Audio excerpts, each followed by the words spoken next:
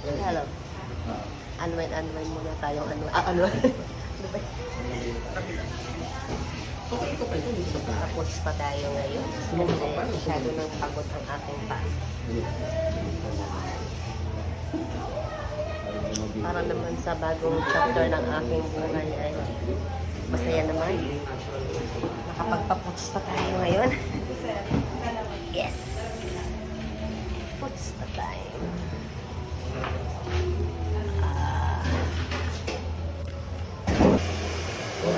Papamassage tayo ng paa. Sarap matulog.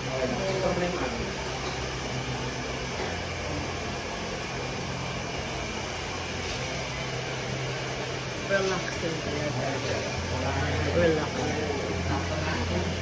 Natapos na ako, tsaka nagpapamassage na ako. Tsaka pedicure and manicure.